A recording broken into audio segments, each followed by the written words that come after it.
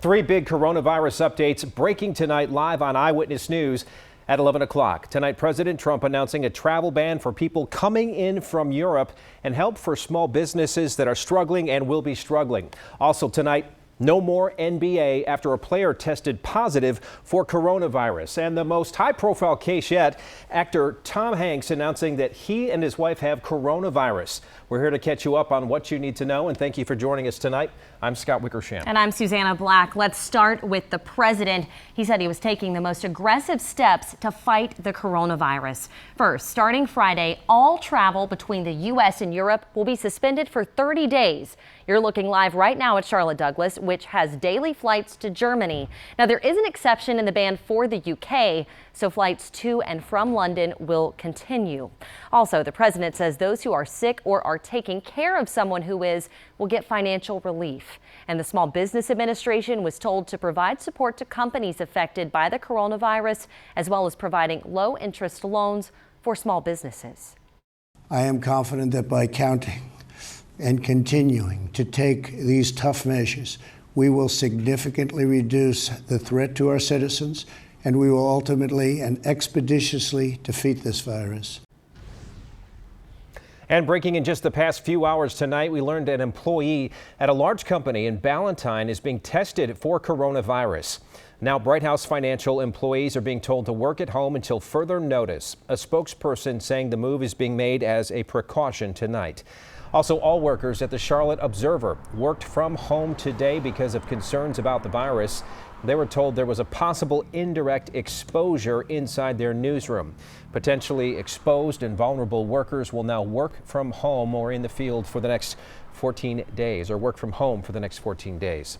Now, this is a trend we're going to start seeing more of as the virus spreads throughout the country. Today, we spoke to an expert who says the most important thing is to make sure that your company has a strategy in place. So that if you are moving from the office to home, whether it's, because you're taking care of a sick child or because it's required of your company, just to make sure that you have some of those simple tools. Another big company here, Bank of America, told us as of right now there is no mandatory company-wide work from home policy in place. Of course, Charlotte hotels, restaurants and businesses are already taking hits as more people cancel their travel plans. Reporter Glenn Counts joins us live right now. Now, Glenn, we've already heard of several things that are being rescheduled. How big of a hit are we talking about here? Well, Susanna, I think all the experts agree there will be a big hit. The question is how big, and right now no one's got an answer to that. But I can tell you the impact is already being felt in some of these skyscrapers behind me. In Charlotte, hotels are typically full. At least that's the way it was at the Hyatt House. We were getting ready to get one of the best first quarters we've had. Matthew Allen is the general manager of the Hyatt House Hotel. He says in the span of a week, business has fallen off a cliff, all due to the coronavirus pandemic. We started seeing a little bit last week. This week we're sold out the entire week, and we're lucky if we're hitting 50%. Although many of the questions at the governor's press conference was about the lack of testing for the virus, Cooper made it plain there's going to be some economic pain. We don't know at this point what the financial impact is. I know that the result of this virus, there will be inconvenience, there will be loss of income. The Hyatt House is already looking at cutting back after just a week. We're looking to start shutting down some floors, turning off the power to the floors so we have nothing running on them to help save money with that. There's going to be some cutback in hours. Well, Allen says he's not talking about layoffs. That would happen as a last resort. For now, at least, most events in Charlotte will go on as scheduled. But, just like the NBA schedule, things could change at a moment's notice. Back to you guys. Yeah, we all are going to have to adapt in some way as this virus continues. Glenn Counts live for us tonight. Thank you. The Lancaster County School District is now taking some precautions tonight after a woman tested positive in the county. That woman is in isolation right now at the hospital. Our Aaron Edwards is live tonight. And Aaron, the district just told you 30 minutes ago about their plan for this. What was it?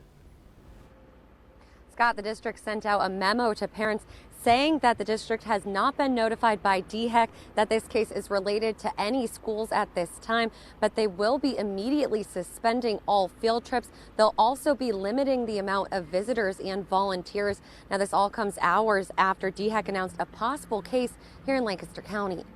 DHEC says a woman from Lancaster County has the coronavirus after her samples tested positive at DHEC's public health lab. The results still need to be confirmed by the CDC.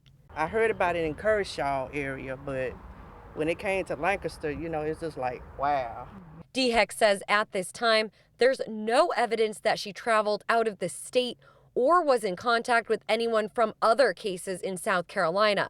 I'm very saddened to hear that. The woman is now in isolation at a hospital, though it's unclear where. In their statement today, state epidemiologist Dr. Linda Bell said, quote, "We're continuing to work with the CDC and our state and local partners. However, based on what's occurring in other states and countries, we expect community spread to grow." Dr. Bell goes on to say, "We understand residents will have concerns about this indication of community spread. However, I urge the public to remain calm and follow recommendations to prevent the spread of illness." And neighbors we spoke to are calm. Many say they're prepared. No, I'm not worried. Not really worried. I mean, if it happens, it happens. What can you do? The district says it also plans to meet again tomorrow to come up with a full plan, and school will continue to operate on a normal schedule. Scott? All right, normal is, of course, not what we're dealing with a lot lately, Aaron. We'll see if that changes. Thank you. Well, this just speaks to the minute-to-minute changes we've been seeing. Up until about an hour or so ago, the big news in the sports world was that March Madness would be held with no fans. Wait a minute, and you'll get some changes in this environment. In the past 90 minutes, the NBA announced they're suspending their season. The NBA suspending their season, that after a player tested positive for the virus. It started with some confusion. Take a look at this video. This is before the Utah Jazz and Oklahoma City Thunder game about to start, but then the players were all told to get off the court, and the fans were all told the game's not happening, you need to go home. We later learned Jazz player Rudy Gobert tested positive for coronavirus. Now, he was not at tonight's game, but they didn't want players who might have been exposed around other teams, around fans. And take a look at what our sports team dug out tonight. This video just 2 days ago, the virus still a laughing matter to some people. That's Gobert touching all the microphones at that news conference. Those microphones go back to, you could see several different newsrooms, and they're touched by reporters. And again, this happened just 2 days before his positive test for coronavirus that sparked the suspension of the NBA season at this point. Now, the NHL is expected to announce its plans for the rest of their season sometime tomorrow. And as we mentioned this afternoon, the NCAA announced March Madness games would be played without any fans. Really hard to imagine. In the last 2 hours, the ACC shut down access for fans at all remaining tournament games starting tomorrow. Tonight, we're hearing about the most high-profile case yet. Tom Hanks and his wife, Rita Wilson, telling the world that they have tested positive. They're in Australia getting ready to shoot a movie. They tweeted a picture of this trash can with a biohazard bag. They said they felt sick and had fevers, so they got tested. Now they say they're just following doctor's orders and telling us all that they will keep us posted. Well, tons of events are coming up this weekend. St. Patrick's Day is a big theme. Only a few are canceled locally, most still happening with precautions. One of the biggest, the 20th annual St. Patrick's Day pub crawl in Uptown. Organizers say after talking with CMPD and local medical staff and hearing from Governor Cooper, they think the event should go on. Another big St. Patrick's Day event that's still happening is the Green River Revival out at the Whitewater Center. You see how it gets its name. A director with the center told us they're going off instructions from the CDC to prevent illness while that event happens. The Spring Festival in Fort Mill at Baxter Village has been canceled. Event planners said it was an easy decision, or rather it was not an easy decision, one they did not take lightly. Vendors they know had planned for months to be out there. North Carolina's state of emergency and also an increase in the number of coronavirus cases they say led to the decision to cancel that event. The Mecklenburg County Emergency Operations Center is now officially active. Normally we see this during snowstorms or during tornadoes, but today it was activated for coronavirus. Yeah, it's important to remember there are no cases in Mecklenburg County. This just allows the county and the city to better coordinate their efforts. A lot of school districts are canceling field trips. Several parents in Union County say there was not enough notice before the district canceled a field trip that was supposed to leave at 5 a.m. Of course, older people are more at risk if they get the virus, which is why Cabarrus County in the court system is making sure they are not unnecessarily exposed. Today, the head judge announced anyone over 65 years old or people with an underlying health condition that makes them vulnerable will not have to show up for jury duty if their number is called. Also not required to even appear in district or superior courts as a plaintiff, a defendant, or even as a witness if you meet that criteria. Well, if you call 911 here in Mecklenburg County and you ask for medic, operators will have some additional questions for you. They want to know if anyone in the home has flu-like symptoms. The last time medic used this type of protocol was during an Ebola outbreak. We know you still have a lot of questions, and we have them too. This story is continuing to change, as we've said, minute by minute. This Friday night at 7 o'clock, we are going to get you answers. Join us for an hour-long special, Coronavirus Questions Answered. That's live on Channel 9, TV 64, and WSOC Now. Well, tonight, the York County Council passed the first reading of 2 ordinances on a big investment the Carolina Panthers are making. The team will have a massive headquarters off I-77 in Eden Terrace, along with other developments. Tonight, the County Council passed the first reading of Project Avalanche. Now, they're not exactly specifying what this includes, but we do know there are ordinances and incentives in the deal, including a multi-county industrial park. We do expect to learn more about this next Monday. Some UNC Charlotte students tried to save a man who they found shot near their apartments last night, but sadly, Lamar McNeil died. We told you about this last night as breaking news at 11. He was found at the Aspen Apartments off W.T. Harris Boulevard. Students told Channel 9 that he came running to an apartment looking for help. He was taken to the hospital but pronounced dead. At this point, detectives have not said if they have any idea who shot him or even where it happened. Many of us use Uber, but sometimes we leave things behind. It's inevitable. Next, the most common and strange things found in the back seat.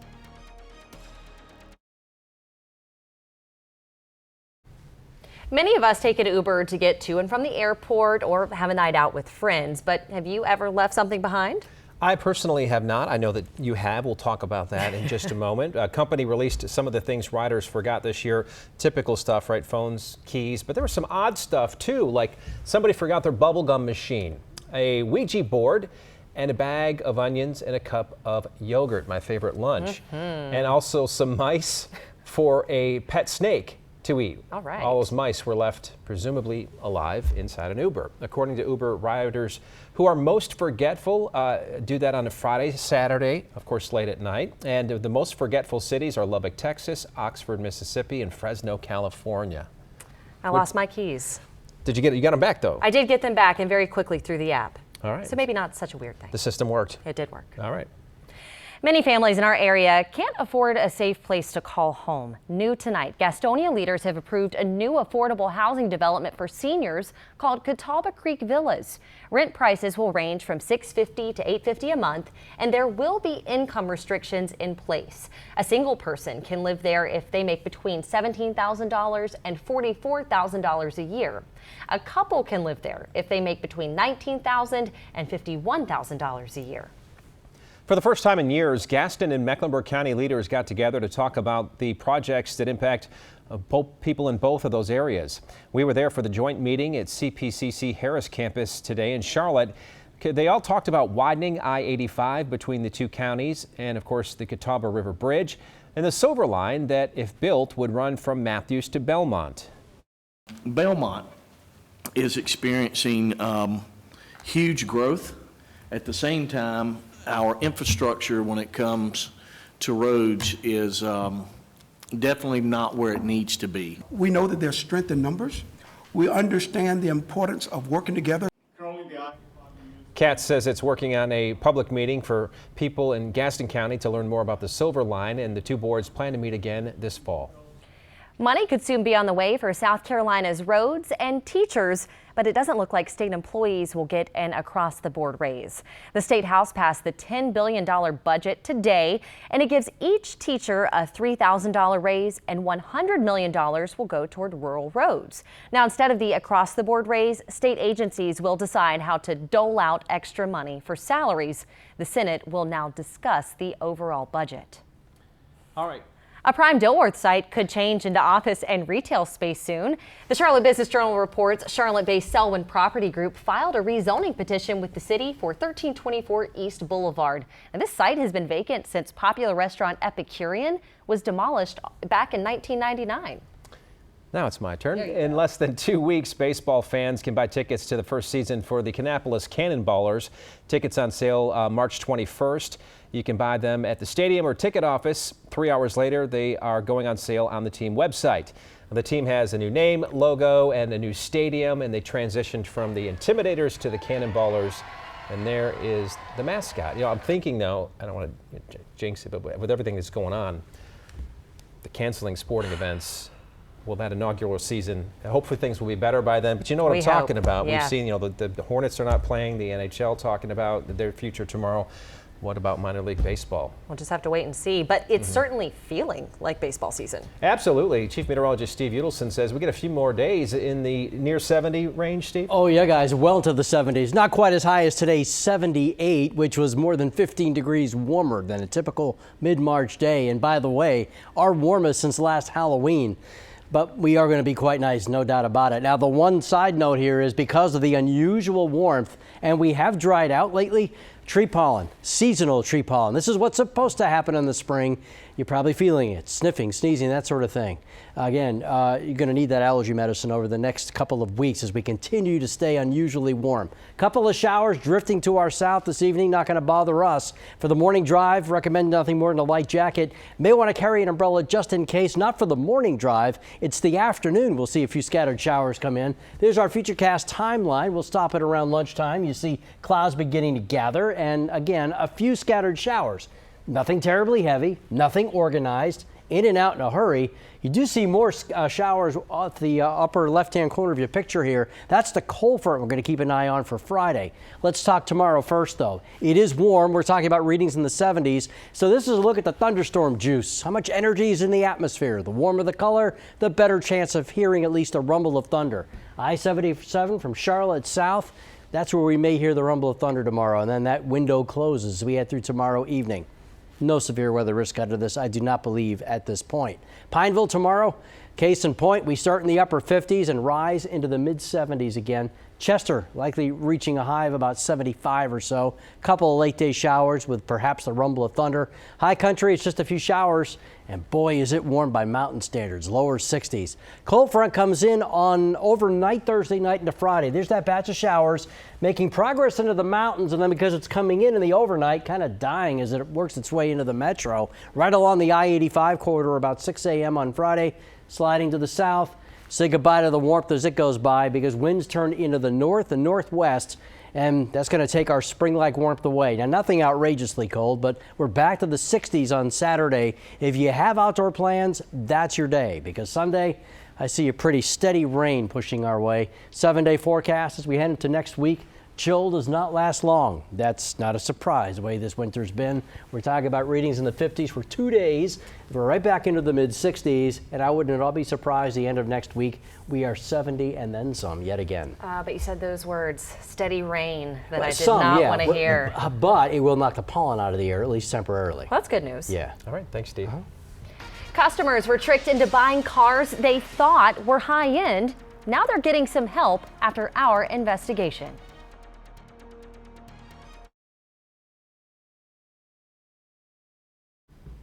Dozens of people who say they were tricked into buying used cars are getting their money back. Action 9's Jason Stujenki started investigating the dealership called Auto House in 2016.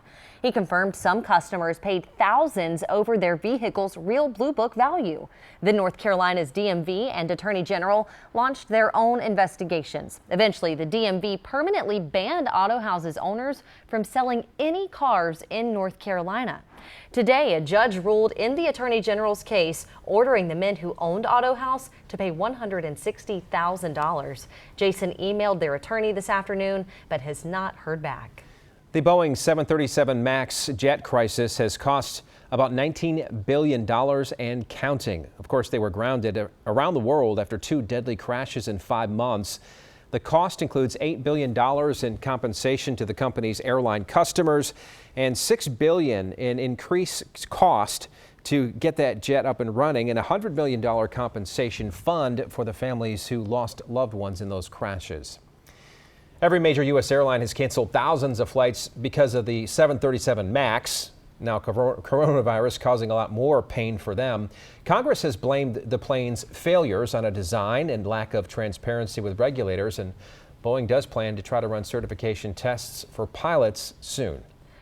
Veterans Affairs officials in Boone are using modern technology to get veterans treated faster without a long wait at a hospital.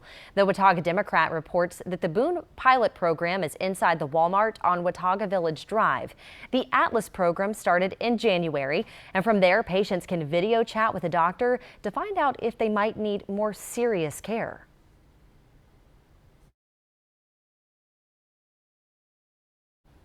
Fort Bragg soldiers are now preparing for the coronavirus. Base officials have already been testing patients there on the base. So far, those have all come back negative. But isolation rooms are ready to go should someone get the coronavirus. When they walk into the ER, a rapid triage nurse will do an initial screening, asking questions about their travel and any symptoms they might have. Dining facilities are now making soldiers wash their hands before they get their food. That can include steps like teleworking from home, potentially canceling meetings, which some units have already done, especially if they had people coming from far away from some of these high-risk areas. Right now, 70,000 active duty service members are stationed at Fort Bragg, along with 70,000 family members. Well, some gyms are stepping up the sanitizing because of how germ-filled they can be, and that's year-round. But with coronavirus, they need to be extra careful, wiping down surfaces and all the weights and machines. This is a gym in Jacksonville, Florida. They've got wipes and disinfectants out there ready to go. Generally, what we know about coronaviruses is that they can hang out anywhere from hours to weeks. There's no evidence the virus can be spread through just sweat, but germs can live on machines and weights for some time if they're not properly wiped down.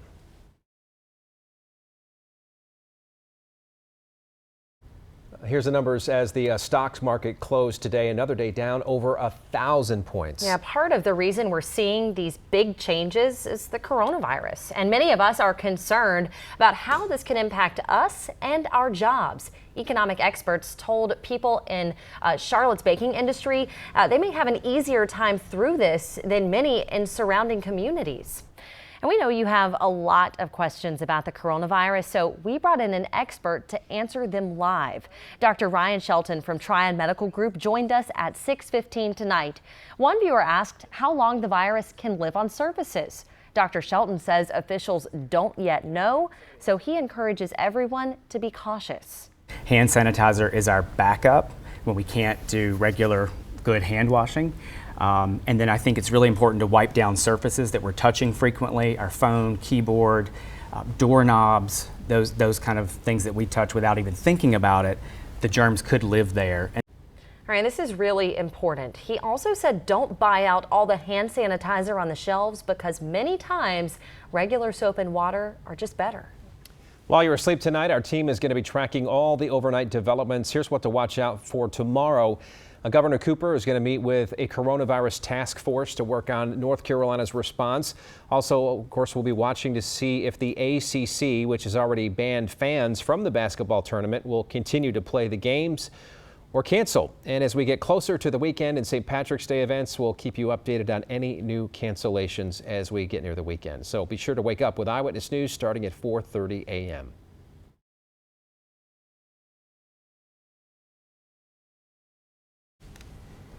2 more beautiful days, 70s, just a couple of showers to talk about, and then a cold front comes through Friday afternoon, putting an end to the warmth for at least a while. Low 60s Saturday, but will be dry. That's the day to get outside because Sunday looks pretty wet with highs holding in the 50s. And we may be there for a day or two before it warms back up. You know, even those cold temperatures, though, aren't too cold. No, we can handle 50s. Yeah, before this week, 62 would be doing backflips. Now Right. it's like, brr.